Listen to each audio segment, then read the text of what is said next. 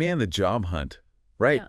It's like walking through a minefield sometimes. Oh, tell me about it. You're putting yourself out there trying to make a good impression, and then bam, you run into one of those phony job offers. Yeah. The ones that seem too good to be true. Well, today we're going deep, deep into those tricky waters. Okay. Sounds good. We've got two sources we're diving into. One's kind of a broad look at all kinds of scams, and the other zeroes in on these job offer ones specifically. Mm-hmm.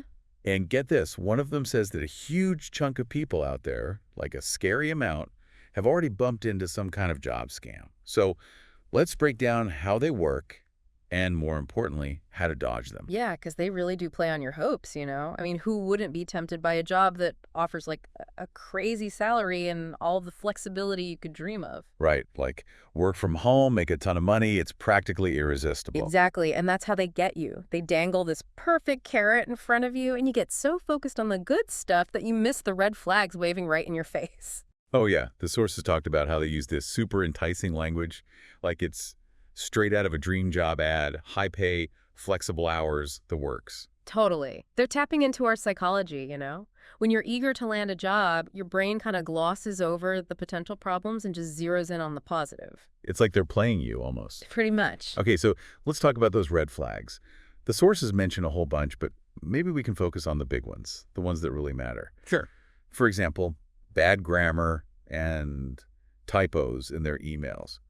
I mean, that seems obvious, but honestly, when I'm excited about a job, I've totally missed typos before.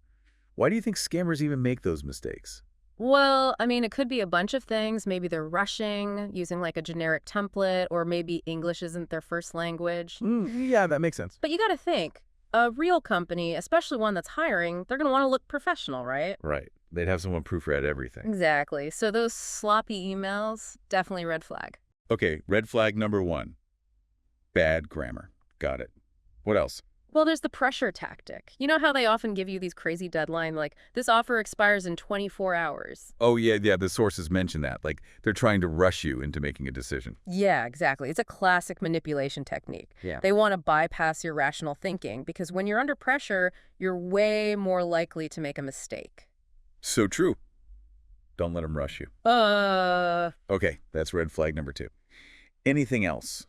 Oh, absolutely. The biggest, most glaring red flag of all, demanding money up front. Oh, yeah, the sources were very clear about that one. Like, no legitimate employer is going to ask you to pay for training materials or equipment before you even start. Nope, never. Think about it. Real companies have their own processes for getting new employees set up, and they're never going to ask you to shell out cash up front. So if they ask for money, it's a scam. Period. Pretty much, yeah. Run the other way. Okay, so we've got those major red flags down.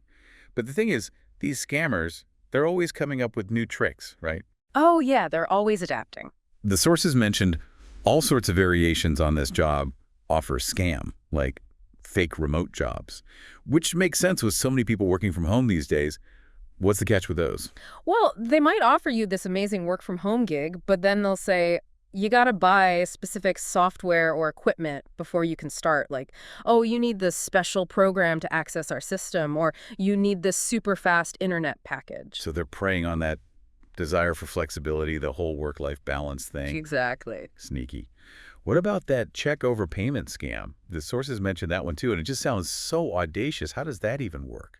Okay, so they send you a check, right? But it's for way more than you agreed on. More than your salary. Yeah, like way more. Then they'll say, oops, our bad, it was a mistake. Can you just wire us back the extra? Oh, no. And of course, the check bounces and you're out all the money you wired back. Wow, so they're counting on you being honest and trying to fix their mistake? Yeah, and hoping you won't wait for the check to clear before sending the money back.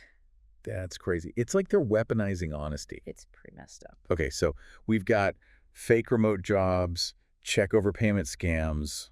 What else is out there? Well, there's this thing called job board impersonation where they basically steal real job postings from legitimate sites. So they just copy and paste them somewhere else. Yeah, but they'll change the contact information to their own. They might even create a whole fake company website to make it look legit. Wow, so it's not even enough to just find a job posting on a known site. Nope, you got to do your homework and verify everything. Yikes. Speaking of verifying, another one the sources talked about is data harvesting. It's like they're not even trying to give you a real job, right? They just want your information. Exactly.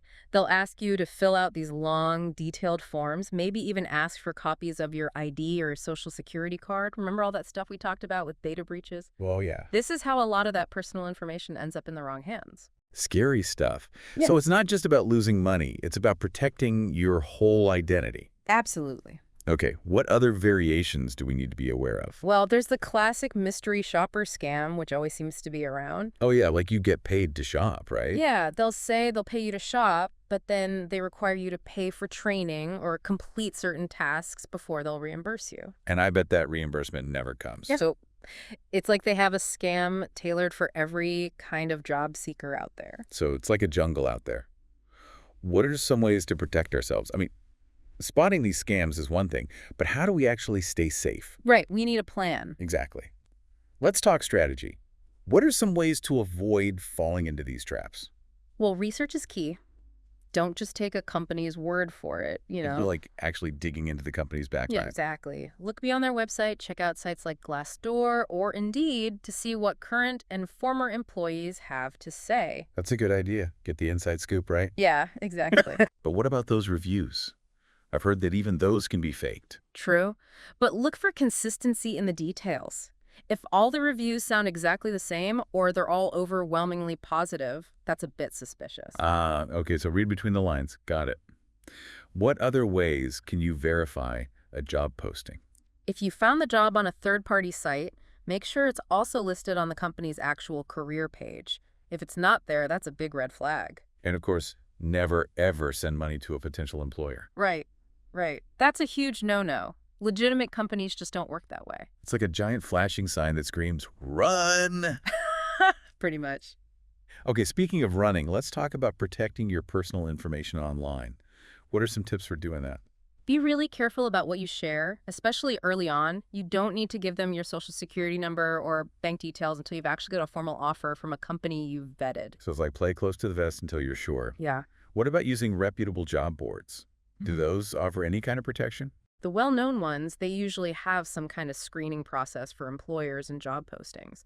But you can't totally let your guard down, even on those sites. You still got to do your own research and look for those red flags. So trust but verify. Exactly. You can't assume any platform is 100% safe. Okay, so we've talked about how to spot these scams and how to avoid them. But what if you think you've already been scammed? What should you do then? First thing, stop talking to them, like immediately. Just cut them off. Yeah, don't engage, don't argue, just cut off all contact. And definitely don't send any more information or money. Got it. Silence is golden. And then report the scam. Ah, right. So the authorities can track these guys down and hopefully stop others from getting tricked. Where should you report them to? In the U.S., you can file a complaint with the Federal Trade Commission, the FTC, or the Internet Crime Complaint Center, that's IC3, and it's important to report it even if you're embarrassed. I get that, but it's got to be tough. It is, but reporting helps protect others and hold these scammers accountable. True. Should you report it to the platform where you found the scam too? Like the job board or wherever? Oh, absolutely. They want to keep their site safe too, so they'll hopefully take action to shut down the scammer's account. Okay, so we've covered a lot. We've talked about how these scams work, the red flags, how to protect yourself. But before we wrap up this part, I want to leave our listeners with a little something to think about. Always love a good brain teaser. So we've discussed how these job scams work now, but how do you think they might change in the future? Interesting question. Right. What new tricks do you think they might come up with as technology keeps getting better? Well, with AI becoming so sophisticated, I think we could see scams that are even more personalized, even more believable. Like, imagine getting a job offer that seems perfectly tailored to your skills, maybe even mentioning things from your online profiles. Wow, that's kind of creepy, like they're using your own information against you. Yeah, it's a bit unsettling. It could become really hard to tell what's real and what's fake. So staying informed and thinking critically, it's only going to become more important. Oh, absolutely. We'll need to get even better at spotting those red flags and verifying information. Like becoming digital detectives ourselves. Exactly. Always be on the lookout for clues and inconsistencies. It's a wild world out there. You said it. Well, that's it for this part of our deep dive into job offer scams. We've talked about how they work, the red flags to watch out for, and how to protect yourself. But we're not done yet. In Part 2, we'll delve even deeper into some of the more intricate details and discuss some additional strategies for staying safe online. It's interesting, though. But that. The sources mentioned that a lot of these scammers are actually operating from overseas. Really? Why is that? Makes it harder to track them down, I guess that makes sense. Different countries, different laws. It's a whole other ballgame for law enforcement. Plus, they might be taking advantage of places with weaker roles. So it's like a global operation. Kinda, yeah. It's pretty wild. Makes it even more important to know what we're dealing with. Absolutely. So let's say you're in the middle of a job hunt. Emails are flying back and forth. What are some signs that a job offer is legit? How can you tell? One thing to pay attention to is how they communicate. Okay. Like, does it sound professional? Does the language match up with what you'd expect from a company like that? I see. So a scammer might slip up and sound too casual. Right, or way too eager. Like they're trying too hard. What about the interview process? Anything fishy there? Good point. The sources talked about that a bit. If the interview feels rushed or vague, or if it's done through weird channels, that's a red flag. Like, what do you mean weird channels? Like, a real company probably isn't going to interview you just through text messages, right? No, probably not. And be careful if they ask for personal info too soon.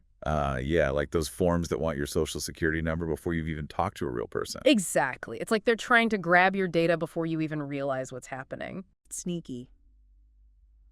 A good company would understand why you'd be hesitant, right? Totally.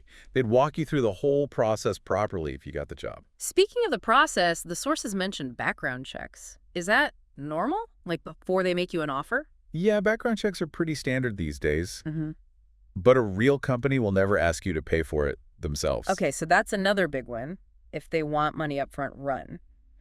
But what if you already gave them info? Like, what if you already shared some personal stuff? Then you got to act fast. Okay. Especially if you gave them things like your social security number or bank details. Oh, man. First, call your bank and your credit card company. To report it. Right. Report the potential fraud. Yeah. And you might need to freeze your accounts too, then file a police report. Wow. Okay. And call the credit reporting agencies too. Yeah. They can put a fraud alert on your credit file. So it's like damage control. Exactly. You want to limit the damage as much as possible. The sooner the better. Exactly. This is all good advice, but I bet it can feel overwhelming. Yeah, a little bit. So is there a way to simplify it all? Like, what's the one thing you'd want people to remember? Be skeptical. Like, question everything. Yeah. Don't just take things at face value. Good advice. Especially online.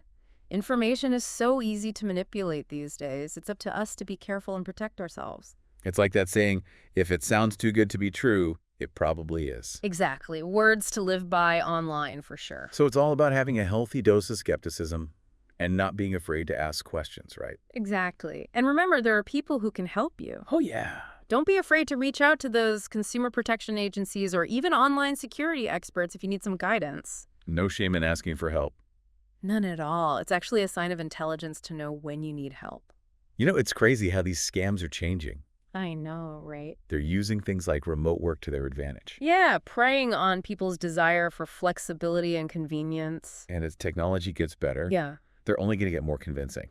definitely. We're already seeing AI being used to create fake job postings and even impersonate real people online. Whoa.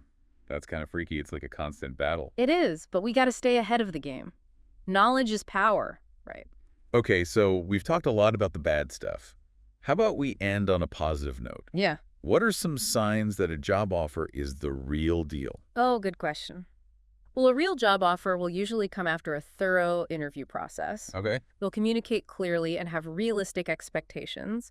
Plus, they'll have a professional website and social media presence, and their contact info will match what you find online. So it's all about checking for those signs of legitimacy. Exactly. And a real company will be happy to show you that they're legit. They'll treat you with respect throughout the whole process. That makes sense. Well, I think that wraps up part 2 of our deep dive into job offer scams. We've talked about the dangers, how to avoid them, and even how to recover if you've been targeted. But we've got one more part to go. In part 3, we'll wrap things up with some final thoughts and takeaways to help you navigate the job hunt with confidence. Stay tuned, folks. All right, so we've talked a lot about what to avoid. But how about we switch gears and talk about what a good job offer actually looks like? You know, the things that scream legit opportunity, not scam alert. Well, for me, a big one is a good interview process. Yeah, makes Like, sense. think about those companies you've interviewed with. Did they seem organized and prepared? Did they respect your time? Right, did they ask relevant questions? Exactly. Those early interactions can tell you a lot about a company. True. And it's not just about the questions either. It's the whole vibe. Yeah, like, do they seem genuinely interested in you and your skills? Right. And are they clear about the job and what they expect? Those are all good points. So it's like looking for signs of professionalism and respect. Absolutely. And consistency, too.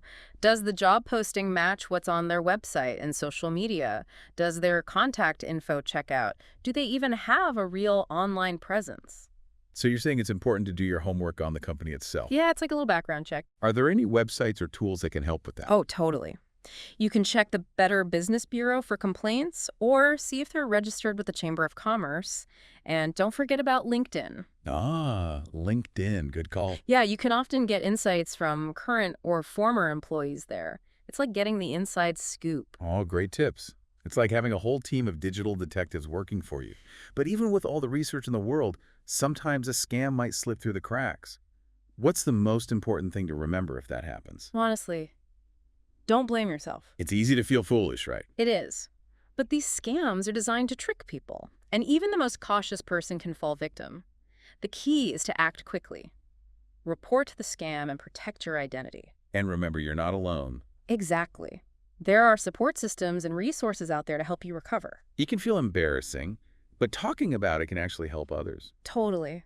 The more we talk about these scams, the more we can raise awareness and prevent others from falling victim. Speaking of prevention, what's one key takeaway you want our listeners to walk away with today?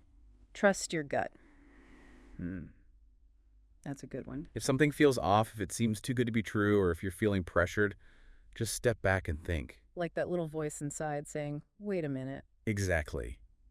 It's always better to be safe than sorry. So we should all be listening to those instincts. For sure. And remember, there are people out there who can help. You don't have to figure this out alone.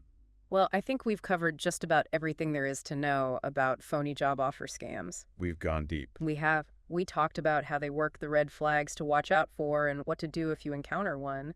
I hope our listeners are feeling more informed and prepared. Me too. Knowledge is power, and hopefully this will help people navigate the job hunt with more confidence. Absolutely. So remember, everyone, stay vigilant, trust your instincts, and happy job hunting.